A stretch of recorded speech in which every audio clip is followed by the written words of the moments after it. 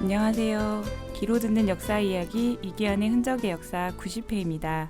예, 벌써 90회가 됐네요. 그럼 뭐 엊그제 같은데 벌써 90회가 돼서 이제 100회를 향해 막 달려가고 있습니다. 얼마 안 남았는 것 같아요. 100회 되면은 뭔가 좀 해봐야 될 것 같은데. 특집을 그죠? 준비하셔야 되는 건가요? 그러니까 요즘 뭐 국제 뉴스 보면 굉장히 흥미로운 주제가 보이더라고요. 여성 지도자가 굉장히 늘고 있다. 뭐 이런 얘기가 있고 그런데 사실 그 인류의 반은 여자기 때문에 사실 뭐 늘고 있다 이런 표현이 사실 네. 되는지 모르겠어요. 반 정도는 돼야 되는 건데. 어쨌든 하여튼 최근에 영국의 유럽연합 탈퇴 이것 때문에 우리가 뭐 브렉시트라고 하는데 네. 사실 그 남자인 캐머런 총리가 도망치듯 하여튼 예. 물러났잖아요. 그래서 이제 구원투수로 테레사 메이 내무장관이 총리직을 이어받았죠. 네. 이제 메이 신임 총리뿐만 아니라 영국 정치에 이제 여성들이 아주 많이 활약을 하고 있다고 이렇게 뉴스가 나오더라고요. 예, 그렇습니다. 메이 총리뿐만 아니라 스코틀랜드 자치정부 수반인 니콜라 스터전이라고 우리가 발음을 하는데요. 네네. 그분도 그렇고 그 지금 노동당의 그 엔젤라 이글이라는 그 여성분이 또 노동당 대표직에 또 도전한다. 뭐 이런 뉴스가 나와 있습니다. 네, 영국에서 엘리자베스 여왕도 계시니까 사실 영국은 이제 여인 천하가 되는 거네요. 예, 말하자면 그렇게 되는 거죠. 그러니까 그뿐만이 아니고 사실 그 독일의 그 메르켈 총리도 있고 그다음에 네. 힐러리 클린턴 분도 이제 그 차기 미국 대통령 유력하지 않습니까? 그리고 반기문 유엔 사무총장 후임으로도 이제는 여성이 한번 해야 되지 않냐라는 그런 여론이 있어갖고 여성 사무총장 후보가 또 거론이 되고 있거든요. 네. 이 국제통화기금 IMF 총재랑 또 미국 연방준비제도라고 하는 미국의 이제 또 경제를 좌지우지하는 의장도 여자잖아요. 예, 그렇습니다. 크리스틴 라카르트 총재라 그러고 제닛 옐런이라고 이제 발음을 하는데 의장. 그래서 세계 금융을 이제 좌지우지하는 뭐 그런 사람들 모두 여자지 않습니까? 그래서 이번 주 이야기는 여성 천하 이야기를 좀 해볼까 하는데요. 뭐 흔히 이제 요즘에 나오는 얘기가 그렇습니다. 남자들이 어지럽힌 쓰레기를 여자들이 치우는 거 아니야? 뭐 이런 식의 얘기들이 나오니까 그런 주제를 한번 해보고 싶습니다.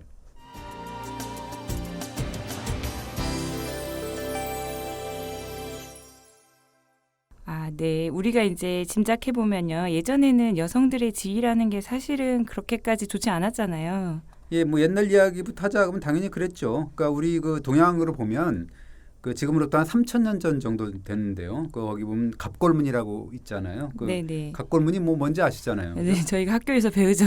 예. 예전에 이제 거북 등에 점을 치고 그 내용을 새겨 넣은 걸 갑골 문자라고 하는 거 맞죠? 예, 그렇습니다. 그 우리가 그 은나라라고 하는데 은나라라는 거는 이제 옛날 그 다음 왕조였던 주나라가 은을 좀 이렇게 뭐랄까 폄훼하는 그런 거고 원래 상나라라고 표현을 했는데 말기에는 네. 이제 은이라고 했지만 그래서 상나라라고 표현을 할게요.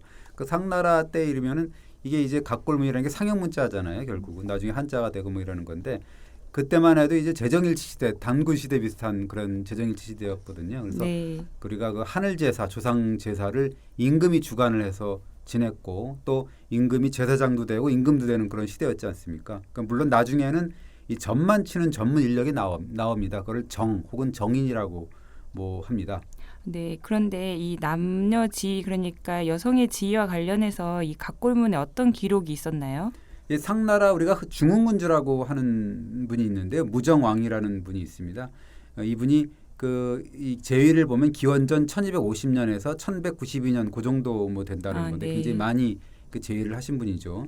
이 시대 갑골문인데 왕비가 64명이나 됐다는 거거든요. 그중에 우리가 흔히 얘기하는 법정 배우자가 3사람인데 그중에 부호라는 두 번째 여자가 부인이 있는데요. 그 부호라는 여인이 출산하기 전에 점을 치는 내용이 그 갑골문에 있거든요. 그거 보면은 뭐라고 나오냐면 부호 왕비가 아이를 낳으려 합니다. 아들일까요? 라고 이제 물어보면서 점을 치는 내용이 하나 있고요. 그러니까 이제 이 점을 치니까 그 응답을 해주는 거죠. 정일에 낳으면 그러니까 우리가 갑을 병정할 때 그 정일에 낳으면 네. 기란이 아들일 것이다라는 게 나옵니다. 그런데 막상 낳아 보니까 갑인일에 아이를 낳아가지고 그래서 길하지 않았다, 딸이었다라는 이 문자가 나오거든요. 그 문자를 풀이하면 아들인지 딸인지를 이제 좀 찾아서 이제 점을 쳐보려고 이렇게 한 거네요. 예, 그렇습니다. 아까 뭐 얘기했듯이 갑골미라는 게 점치고 그 결과를 적은 거잖아요. 점을 친 과정을 얘기를 하는 건데 이게 뭐냐면 정일에 나왔으면 길해서 아들이었을 텐데 갑인일에 나왔으니까 불길에서 딸을 낳았다라는 이야기가 되는 거죠. 아들은 기라고 딸은 불길하다는 얘기인가요? 그러니까 거기 나오는 각골문의 의미를 보면 네. 이 무정왕이라는 사람이 굉장히 아들을 되게 바랬는데 결국 출산 날짜를 결국 맞추지 못해갖고 딸을 낳았다 이렇게 볼 수가 있는 거잖아요. 그 각골문 네. 내용을 보면 아들을 낳으면 기라고 기쁘다는 뜻의 그 기쁠 가짜 경사 가짜라는 표현이 있거든요. 네. 그 표현했고 반면 딸은 불기라고 기쁘지 않다. 그래서 불가라고 한 겁니다. 이 남아선호 사상의 역사가 엄청 뿌리가 깊은 것 같은데요.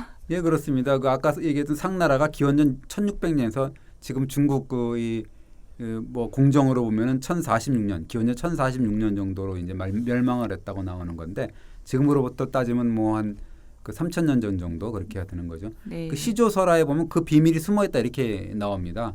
이거 사실 상나라가 동이족이라는 표현이 많거든요. 그래서 어떻게 보면 우리가 흔히 얘기하는 민족하고도 약간 일맥상통하는 부분이 있어요. 그러니까 네. 상나라 시조가 누구냐면 간적이라는 여자예요. 그 여자가 이 간적이 강가에 놀다가 새 알을 주워서 삼켜가지고 아들을 낳았는데 그 사람이 바로 설이다 이런 얘기가 있거든요. 그러니까 시경에는 뭐라고 나오냐면 하늘이 그 현조한테 명을 해서 현조라는 게 이제 세조 명에서 내려와서 상을 낳았다라는 표현이 있습니다. 그래서 어떻게 보면 알을 삼켜 낳았다는 거잖아요. 그래서 네. 어떻게 보면 아버지 없는 자식, 애비 없는 자식이다 이런 얘기가 나오는 거죠.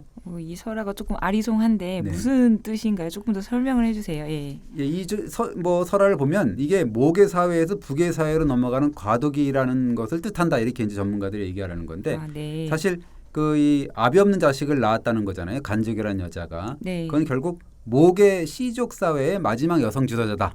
아비 없는 자식이지만, 그러니까 여성이 더 이제 지위가 높았던 그런 그 이 시족 사회의 마지막 지도자다라고 보는 거고, 그렇게 태어난 아들 설은 부계 사회의 시조다 이렇게 말을 하거든요. 왜냐하면 이제 설이 낳은 아들들이 상나라의 대를 잇기 때문에 그렇습니다. 그러니까 이 상나라가 사실 청동기 시대라고 얘기하잖아요.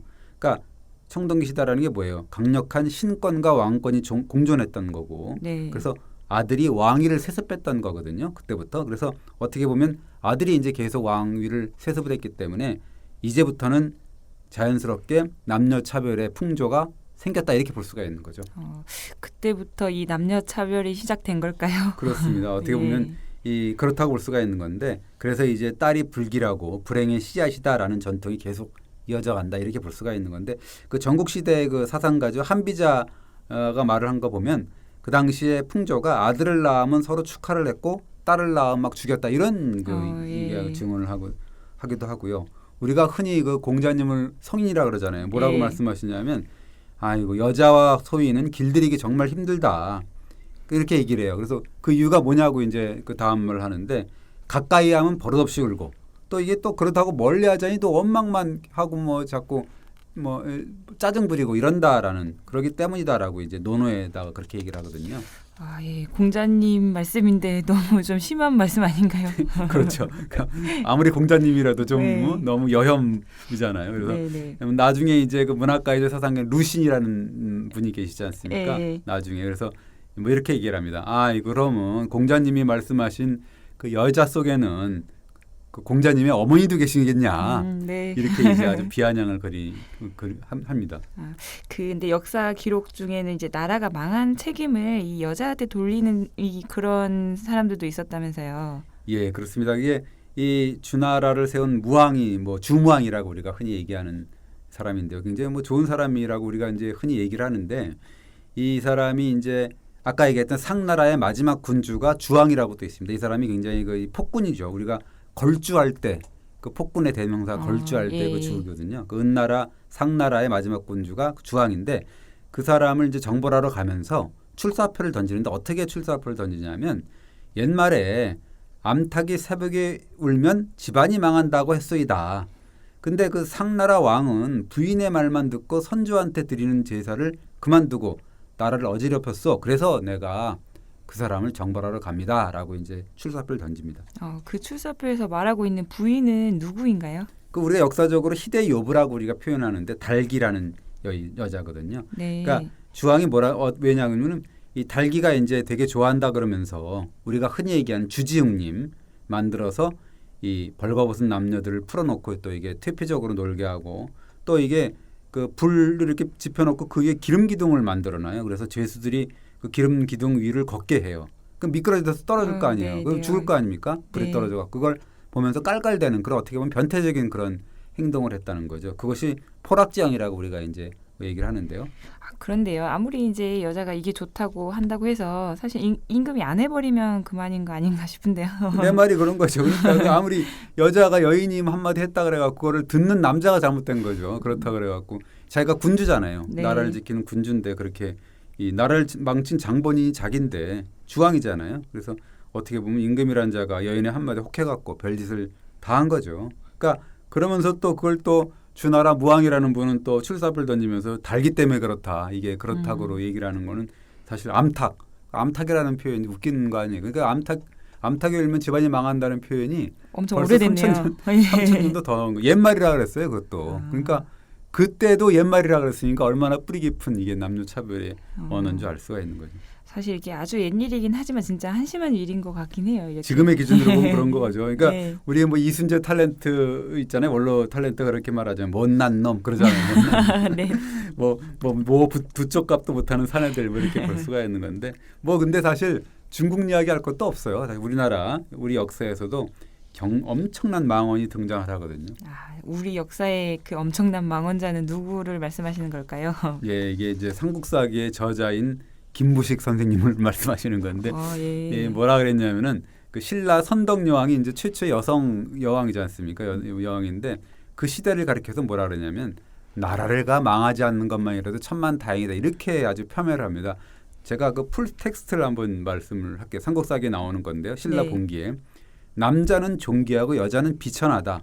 어찌 아녀자가 안방에서 나와 정사를 처리할 수 있었단 말인가. 신라는 여자를 왕으로 세웠으니 참으로 어지러운 세상의 일이었다. 정말로 나라가 망하지 않는 것이 다행이라 하겠다라고 아주 그냥 이 평론을 합니다. 아이고 이것도 지금 기준으로 엄청난 여혐 발언, 뭐 여성 비하 발언인데요. 네. 사실 이제 여왕이 이렇게 선덕 여왕을 못 믿겠다면서 그 시대에 이제 반란까지 일어났던 거죠. 그게 이제 우리가 흔히 아는 그 당나라에서도 여자니까 이제 무시하는 그런 뭐 하잖아요. 여자가 무슨 왕이냐 그래갖고 조선을 보내고 막 그러잖아요. 그리고 이 상대등 비담이라는 사람이 있는데요. 이 사람은 여자가 어떻게 나라를 다스리겠냐, 잘 다스릴 수 없다라고 실제로 반란을 또 일으키는 그런 부분도 있습니다. 참 명분이 좀 그렇긴 한데 진짜 그런 걸로 반란을 일으킨 남자들이라니 좀. 네. 예. 그렇습니다. 이게 그뿐만 아니고 사실 그 삼국유사 보면은 이 아들 타령 때문에 신라가 망주에 들었다는 이야기가 있거든요. 무슨 말이냐면은 신라 35대 왕이 경덕왕인데요. 아들 타령 진짜 끔찍했거든요. 그래서 이 조광지처인데 산모분이라는 분이 왕비가 아들을 낳지 못하니까 쫓아내버리고요.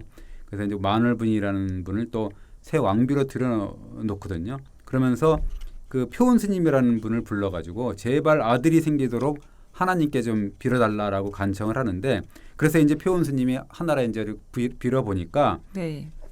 천재응답, 그러니까 하나님의 응답이 딸은 낳을 수 있는데 보니까 아들은 안 된다 이런 말이었어요.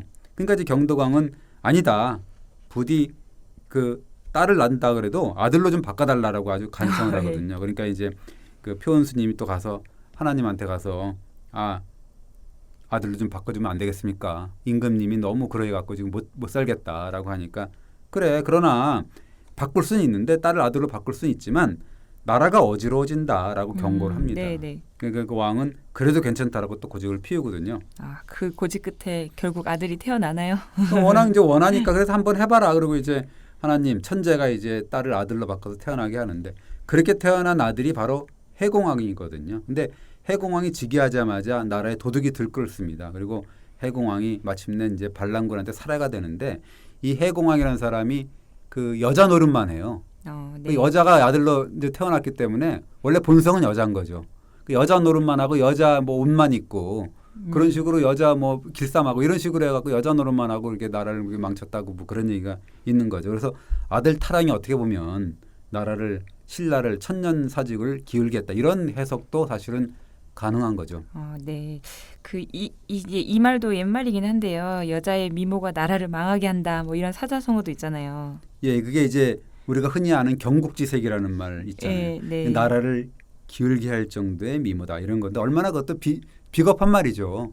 그 여자의 미모가 왜 나라를 망하게 한다는 거예요? 그 여자를 본 남자들이 그렇다는 거잖아요. 네. 이 고사가 어떻게 나왔냐면 한나라 무제 때 얘기인데 그때 그 음악가 중에 이연연이라고 있습니다. 중산곡 출신인데 중산곡도 사실은 어떻게 보면 동이족의 그 후계자라는 데가 있거든요. 그래서 어쨌든 간에 이 여자도 동이족이라는 말이 있습니다. 이 이연연이 황제 앞에서 춤을 추면서 노래하니까 이런 시가 나왔습니다. 그 중산국이 약간 북방 쪽이거든요.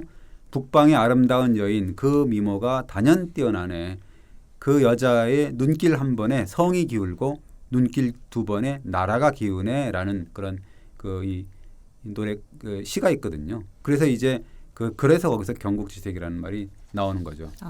그 서양에서도 이제 파스칼이라는 철학자가 클레오파트라의 코가 한치만 낮았어도라는 말을 이제 해가지고 이게 사실 상식적인 말이 됐잖아요. 그러니까 동서고금을 막론해서 뭐 마찬가지라고 보는 거죠. 정치에 그러니까 잘못해갖고 나라가 망하고 막 이런 무슨 전쟁이 일어나 이런 책임을 그래 할 게 없어갖고 클레오파트라의 코를 비교를 하거나 혹은 뭐 암탉이 어떻거나 뭐 이런 식으로 비교를 하는 거는 좀 그렇단 거죠. 네, 비겁한 말로. 네, 이 선덕여왕 이야기도 하셨는데 옛날에도 여성 지도자들이 있었죠. 예, 그렇습니다. 역사를 꼼꼼히 읽어보면 다른 데보다도 이제 동양 역사를 읽어봐도 아까 선덕여왕이 있었지만 네. 그 여인천하가 태평성대를 구가했던 때가 꽤 있었습니다. 어떤 시대였는지 좀 소개를 해주시면 좋을 것 같아요. 예, 그렇습니다. 그 한나라 그 시조가 고조잖아요. 유방. 네. 그 부인이 여태우라는 사람인데요. 이 굉장히 여걸이었습니다. 한나라 고조가 이제 죽으니까 어린 천자를 대신해서 정권을 잡거든요. 그래서 이제 그 정권을 잡기까지 얼마나 이 악행을 많이 저질렀는지 아주 필설로 다 할 수 없습니다. 예를 들자면 고조 생전에 고조가 또 이게 또 후궁을 좋아해가지고 그 아주 척부인이라는 여자를 굉장히 좋아했어요. 그러니까 척부인을 또 아들을 고조가 이 후계자를 세우려고 막 그러거든요. 그러니까 이 정부인인 여태우가 가만히 안 있잖아요. 그래서 나중에 결국 그걸 좌절시키고 결국 이제 자기 아들 하지만 척부인의 손발을 절단하고 눈과 귀를 파내가지고 그런 척부인을 돼지우리에 살게 해서 그러면서 사람 돼지라고 부르게 하고 뭐 이랬다는 그런 만행을 저질렀거든요. 여태우가. 그러니까 어떻게 보면 굉장히 궁중에서는 아주 나쁜 여자죠.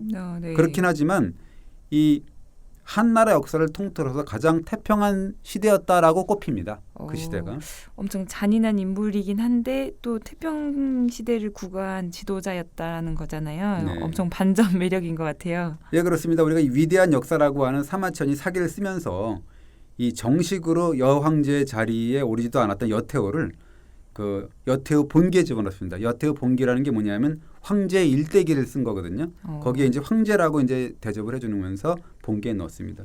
이제 사마천도 황제 대접을 해준 거네요. 예, 그렇습니다. 어떻게 보면 사마천도 여태우의 아까 얘기했던 사람 돼지 만들고 이런 부분이나 여러 가지 하여튼 비정한 정치 정권력을 굉장히 비난을 합니다. 그러면서도 칭찬을 합니다.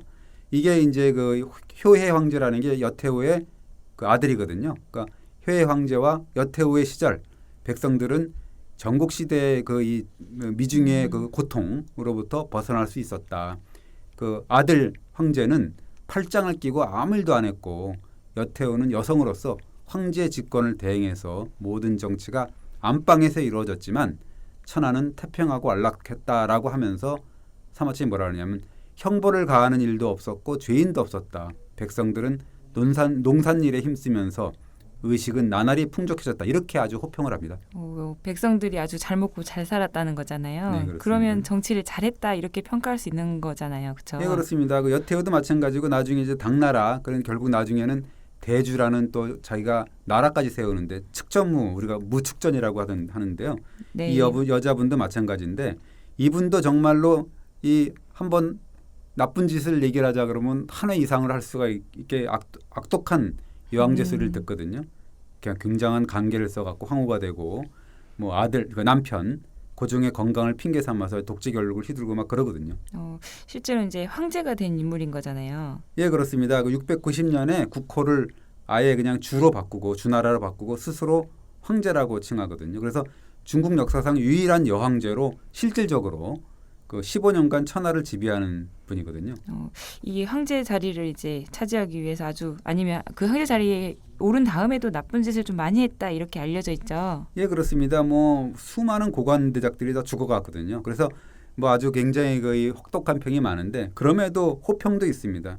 그 뭐냐면 과거제의 인원수를 늘리고 그래서 과거제도의 체제의 위상을 높이거든요. 네. 이게 무슨 뜻이냐면 일반인도 신분 상승할 수 있는 그런 기회를 준 거잖아요. 그리고 네네. 농업 발전에도 힘을 쓰고 또 변방의 안정을 도모했다. 뭐 이런 평가가 있어서 긍정적인 평론도 만만치 않습니다. 뭐라 그러냐면 남의 말, 그러니까 간언을 잘 받아들였다. 그리고 사람의 됨됨이를 잘 보았다. 뭐 이런 얘기가 있고 그 무축전이 측전무가 아끼고 사랑했던 이들은 굉장히 또 모두 현인군자였다라는 평이 있고 네. 이 측전무한테 굉장히 적의를 갖고 있는 나쁜 감정을 갖고 있는 사람도 그래도 황후는 총명했고 조정 안에서는 그 공이 대단했다라고 인정을 했다는 거거든요. 이 자치 통감을 쓴 사마강이라는 사람도 호평을 했다면서요. 예, 물론 이제 악독한 정치를 비판하긴 했지만 그러면서도 불구하고 태후는 상벌을 잘 어울리면서 평행스럽게 하면서 천하를 다스렸기 때문에 유능한 인재가 잘 쓰였다라고 아주 긍정 평가를 합니다. 그러면 한번 질문을 드려보면 이 측전무후라는 여황제가 얼마나 악독한 행동을 했던 건가요? 글쎄요, 이게 이 변명을 이제 측전무를 통해서 이제 변명을 하자 그러면 사실 측전무가 총애했던 남자들 같은 경우가 뭐 연지곤지 바르고 화장하고 뭐 이래갖고 화려한 옷차림을 해서 아주 이제 무축전에 총애를 독차지했다는 건데 사실 그러면 음탕한 군주일까요? 사실 이제 황제잖아요, 지위로서는. 네. 그러면 물론 그때의 기준이긴 하지만 어쨌든 황제라면 좀 그럴 수 있는 거 아닌가라는. 뭐 그렇죠. 네. 그러니까 남자 황제는 뭐 후궁도 많이 들고 그러잖아요. 뭐 네. 지나가다가 뭐 여자 후궁 있으면 딱 불러갖고 또 뭐 이렇게 눈빛으로 자기도 하고 그런 건데 이게 사실 중국 황제라는 게 원래 삼궁, 육원, 칠비 이렇게 둘 수가 있고 여러 가지 뭐 수십 명도 둘 수가 있거든요. 그 사실 궁 안에는 또 뭐 1,000명, 2,000명 후궁도 다 거느리고 있었다는 거잖아요. 그 사실 측전무는 실제로 황제가 됐잖아요. 네네. 그러니까 어떻게 보면 총애하는 남자 몇 명을 뒀다 그래 그게 뭐 욕을 먹어야 될 거는 아니죠. 객관적으로 보면은. 네, 이게 이제 무축전은 여황제잖아요. 네. 그 시대에 사실 실제적으로 여성들의 지위도 좀 높아졌나요? 뭐 그랬다 그럽니다. 아버지 생전에 어머니가 상을 당해도 3년상을 똑같이 치르도록 했다는 거가 있고요. 그다음에 네. 부녀자가 외출할 때는 뭐 명리라 그래서 이제 그 쓰개를 썼거든요. 외출할 때. 그 대신에 휘장 달린 모자를 써도 된다라는 규정을 만들었다는 거고 그다음에 뭐 승마, 활쏘기, 그 남장하면서 공차는 거 이런 것들 다 허용했다 그러니까 굉장히 여성이 굉장히 그 평등은 아니더라도 어쨌든 간에 굉장히 그 개방적이었던 그런 시대라고 볼 수가 있는 거죠. 그게 달리 보면 좀 이렇게 시대를 좀 앞서 나간 대단한 지도자라고도 평가할 수 있을 것 같아요. 지금으로 따지면 이제 시공을 초월한 어떻게 보면 여성 지도자였다라고 볼 수가 있습니다. 여태우하고 측전무가 다 뭐 비슷하다고 봐야 됩니다. 그럼 우리 역사에 있는 선덕여왕은 좀 어땠나요? 그 사실 선덕여왕이 등극했을 때가 632년인데 신라가 굉장히 좀 위기에 있었습니다. 왜냐하면 네. 백제고구려가 이제 진흥왕 때 빼앗긴 한강 유역 이 뭐 500 우리가 몇 년이죠? 그 553년인가 551년인가 그렇지 않습니까? 한강 유역을 빼앗긴 게 그때 그렇기 때문에 이 고구려 백제가 굉장히 그 지역을 탈환하려고 굉장히 애를 썼거든요. 공격을 많이 했습니다. 그때마다 족족 막아냈는데 사실 642년에 그 백제 의제왕이 침공을 해갖고 뭐 무려 40여 개 성을 빼앗고 막 그러거든요. 40여 개 성이나 빼앗겠다는 거군요. 그렇죠. 네. 그러니까 엄청 위기였죠. 그래서 이제 어쨌든 간에 김유신 뭐 이런 분들 기용을 해갖고 그 잃었던 성을 찾아오고 뭐 이래서 잘 막아내고 고립을 피하려고 하여튼 당나라하고 외교 관계도 강화하고 뭐 그랬던 시대죠. 지난주 방송 들어보니까 향룡사 9층 목탑도 선덕여왕이 세운 거잖아요. 그때 그 80m 정도의 아주 굉장한 목탑을 세웠거든요. 그 왜 세웠냐면 사실은 그 이 나라 사람들이 어떻게 보면 정신을 흐트러질 수 있는 정신을 한 곳에 모았다고 봐야 되는 거죠. 그래서 이제 그 뭐 어떻게 보면 경주시내 어떻게 보면 랜드마크였을 거 아니에요. 아침에 일어나면은 그 탑이 보이고 큰 네. 탑이 보이고 그래서 아마도 정신 통일을 시키고 이렇게 막 흐트러진 마음을 다잡았지 않았나 뭐 이렇게 생각한 건데 이 굉장히 거의 다산다난했던 시대가 지나고 나서 20여 년 만에 삼국 통일도 이루잖아요. 결국은. 네. 그래서 나름 선덕여왕이 거긴 컸다 이렇게 볼 수가 있는 거죠. 네. 그럼 이제 요즘 얘기를 다시 해볼까 하는데요. 사실 이제 아까 처음에 말씀하신 영국 총리를 비롯해가지고 지금 여성 지도자들이 계속 등장하고 있어서 전 세계적으로 이제 화제라고도 하죠. 예. 그렇습니다. 그 뭐 각 언론에서 이제 흥미로운 기사들을 마구 써내는데 문제는 이렇게 보면 기사들 읽어보면 굉장히 좀 옛날에 그 여성 좀 폄훼하고 막 이랬던 거와 약간 본질적으로 약간 일맥상통하는 부분이 없지 않나 이런 느낌이 들더라고요. 제가 너무 이렇게 이상하게 봤는지는 모르겠지만 아니 그렇습니다. 어떤 점이 구체적으로 그런 건가요? 예. 뭐 사실 비근한 예를 보면은 무슨 여인 뭐 이렇게 수식어를 달잖아요. 뭐 하면 그 무슨 여인 하면 이제 생각나는 인물이 우리가 마가렛 대처 옛날 영국 총리가 있지 않습니까? 네, 철의 여인이라는 수식어가 붙는 인물이죠. 예, 그래서 제가 왜 철의 여인이라는 소리를 처음에 들었나라는 걸 한번 찾아봤습니다. 자료를 찾아보니까 나오더라고요. 보면 1976년 1월에 그 이 대처가 보수당 대표 옛날엔 당수라 그랬거든요. 네, 당수가 네. 돼갖고 이제 런던의 첼시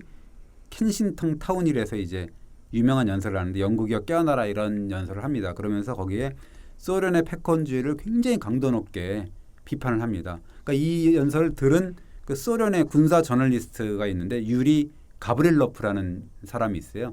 이 사람이 그 소련의 그 당시에 국방부 기관지 크라스나야 지베즈다 이게 이제 붉은 벨이라는 이거거든요. 네. 지금도 국방부 기관지인데 거기다가 마가렛 대처를 철의 여인으로 빗대가지고 아주 철의 여인이 지금 소련에 비상등을 올렸다, 네. 경고를 올렸다라고 아주 맹 비난하는 표현을 씁니다. 그 철의 여인이라는 수식어 표현은 당연히 나쁜 의미로 쓴 거겠죠? 예, 그렇습니다. 당시에 소련하고 뭐 영국은 굉장히 뭐 적성 국가였으니까 뭐 그랬겠죠. 그래서 그 당시에 독일의 철월 대상 우리가 얘기하는 비스마르크를 빗댄 표현이었죠. 그러니까 극단적인 보수다 이렇게 얘기를 하면서 꼴통이다 이런 식으로 그렇게 볼 수가 있는 거죠. 그러니까 네, 네.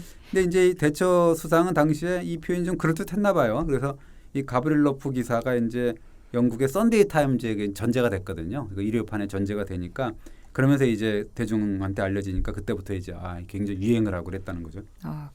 그 이후로 그런데 이 철의 여인 이후로 무슨 여인이라는 수식어가 엄청 패러디가 많이 됐다면서요. 뭐 별의 별 여인, 별의 별 철이 다 등장하고 네. 이멜다 마르코스 같은 경우는 뭐 철의 나비 이렇게 뭐 하고요. 그다음에 뭐 티타늄 여인이니 콘크리트 여인이 구리 여인이니 뭐 리투아니아의 달리아 뭐 그리바우스 카이테 대통령이라고 계시는데 이 발음이 어렵습니다. 네. 강철 목련이라고 뭐 얘기하는데 아까 티타늄 여인은 누구냐면 메들린 올브라이트 전 뭐 미국 국무장관 뭐 이렇게 얘기를 합니다. 네. 진짜 뭐 듣고 보니 정말 많은데요. 사실 이제 이 모든 표현 자체가 다 아주 긍정적이지 않고 약간 부정적인 의미가 조금 느껴지는 그런 수식어인 것 같아요. 그 뭔가 하여튼 강인한이라는 뜻은 있죠. 그러니까 에이. 서로 뭐 콘크리트는 뭐 다 마찬가지고 티타늄도 그렇고 철의 여인 그렇긴 하지 왠지 좀 그 보면 여자답지 않고 고집세고 뭔가 하여튼 이게 말이 안 통하고 뭐 이런 여자 그러니까 여자가 하는 그 이 개그맨에 뭐가 있잖아요. 그런 네. 느낌, 냉소적인 네. 냄새, 부정적인 냄새 약간씩 풍기는 그런 수식어들이죠. 그 여성에 대한 고정관념이 아주 부드러운 그런 이미지와 반대되는 걸 쓴 것 같은데요. 요즘 그 이제 테리사 메이 영국 신임 총리에 관련해서도 이제 여러 가지 이야기가 나오잖아요. 네, 그렇습니다. 이 총리 경선 때인데 이 영국 보수당의 중진 의원 중에 켄 크라크라는 사람이 있습니다.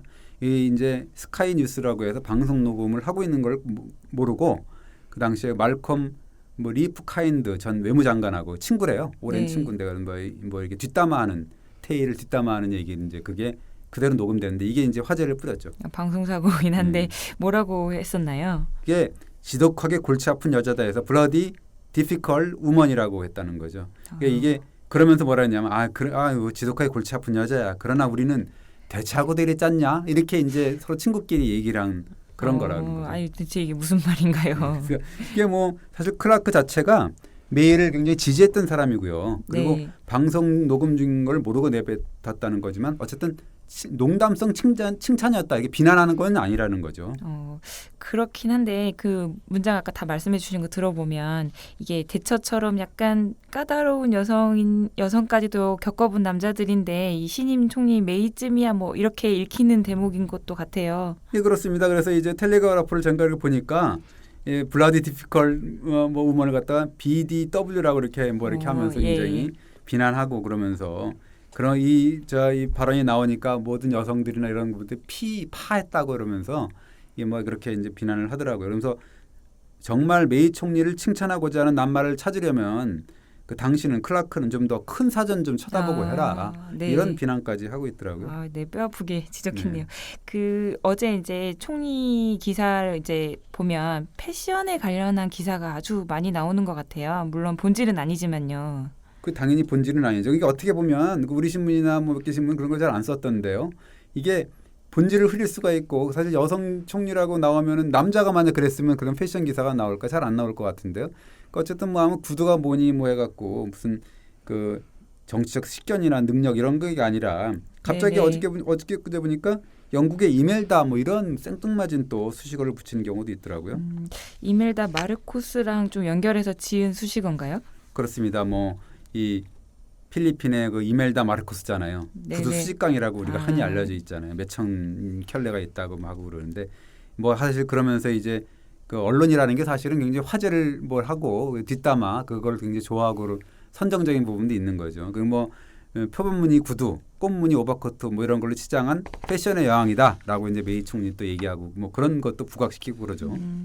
또 뭐 패션도 얘기하지만 지금 영국 총리 메르켈 총리를 뭐 따라가느냐 아니면 뭐 대처의 길을 가느냐 뭐 이렇게 뭐 메이 총리를 얘기하면서 그 두 인물을 또 비교하고 뭐 이렇게 하잖아요. 어떻게 보면 여성이라는 것 때문에 그러는 건데 사실 여성인 지도자들도 어떻게 보면 각자 나름의 개성 정책을 딱 따로 갖고 있는 건데 그냥 여성 안에서 그러니까 여성 뭐 대처니 뭐 메르켈이니 뭐 이런 식으로 여성이란 테두리 안에서만 이렇게 지들끼리 자기들끼리만 비교하는 평가하는 그런 약간 버릇이 좀 있는 것 같아요. 그러니까 여성의 뭐 여성 평등당 그 대표가 있는데 뭐 소니 워커라는 그 여성이 있는데 정책보다는 젠더에 더 초점을 맞추는 뭐 이런 풍토에 대한 자존감을 느낀다 이렇게까지 표현을 하더라고요.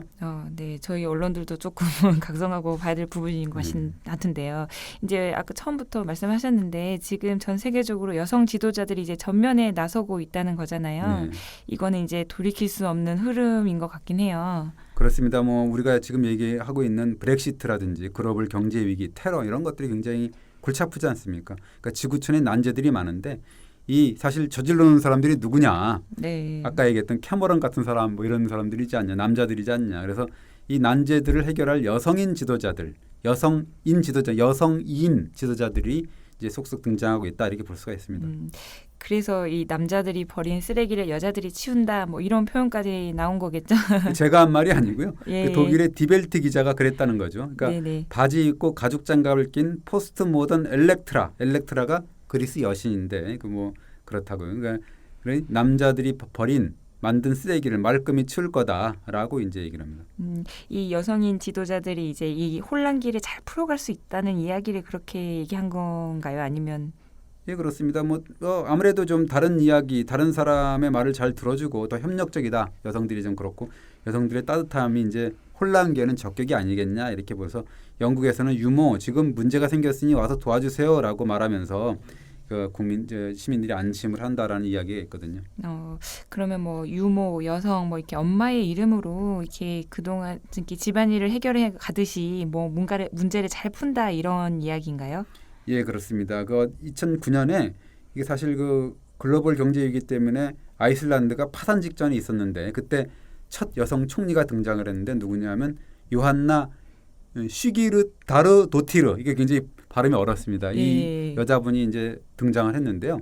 이분이 나오면서 그 이 아이슬란드 시인의 식기를 읊습니다. 뭐라 그러냐면 언제나 여성들이 다가와 테이블을 치우고 바닥을 청소하고 창문을 열어서 남자들이 뿜어낸 담배 연기를 빼낸다. 네. 결코 실패하는 법이 없다. 이렇게 이제 그런 시를 하나 인용을 하거든요. 이게 뭐 생물학적인 여성보다도 그 여성적 리더십 뭐 이런 걸 얘기하는 것 같기도 한데요. 네, 그렇습니다. 사실 이제 언제나 문제가 생기면 이렇게 말끔히 해결해주는 우렁각시 같은 존재 뭐 이런 예. 지도자를 말하는 거 아닌가 싶어요. 그렇습니다. 어쨌든 그 아까도 잠깐 얘기했지만 중국에서 악독한 여자라고 남자들은 지금도 많이 그런 사람들이 많은데요. 악독한 여자로 찍힌 여태우 측천무한테도 이제 반전의 매력이 있다고 한 게 아까 얘기했듯이 사마천이나 사마광 뭐 이 여자분들한테 마냥 돌 던지지 않잖아요. 백성들이 안락했고 의식이 나날이 풍족했고 또 상벌을 정교하게 베풀어서 유능한 인재들이 모였다라고 아주 호평을 했지 않습니까? 네, 그러니까 사실 정치인을 평가할 때는 여성 정치인이냐 남성 정치인이냐 문제가 아니고 네. 그들이 이제 정치적 지도자로서 백성들이나 시민들 또 지금 뭐 국민들이 어떤 삶을 살게 될지를 좀 살펴보라 뭐 이런 말씀이시죠. 처음에 뭐 얘기했듯이 못난 놈의 평가로 보는 게 아니라 네. 백성들의 삶이 잘 됐는지 안 됐는지 초점을 맞춘 거죠. 그것이 당연한 평가를 내려라 이거죠. 객관적으로. 그래서 네네. 어떻게 보면 요즘과 같은 미중의 혼란기에는 뭐 구원투수로 등장을 했다 이렇게 볼 수가 있는 건데 이 구원투로 등장한 여성 정치 시대의 관전법이 과연 그것이다. 그러니까 무슨 여성이니 남성이니 가르고 네네. 여성 중에서도 여성끼리 가르고 뭐 이런 식의 패션이 어떻고 그런 게 보는 게 아니라 네네. 과연 그 사람이 정치를 잘하는지 그다음에 백성들을 얼마나 국민들을 시민들을 얼마나 잘 먹이고 잘 살게 삶의 가치를 높이는지에 대해서 초점만 맞추면 이게 이 평가가 보일 것 같습니다. 우리도 마찬가지죠. 우리도 뭐 지금 여성 대통령이 계시지만 과연 그분이 이 정말로 백성을 위해서 그 시민을 위해서 잘 정치를 하고 계신지 안 하고 계신지를 아마 평가를 내리면 어떤 대통령이고 어떤 평가를 내릴지 여성 대통령이어서 뭐 그런 게 아니고 네. 그런 걸 평가를 한번 객관적으로 내려보시기 바랍니다. 네. 이번 주 여기까지 하겠습니다. 예, 감사합니다. 네, 고맙습니다.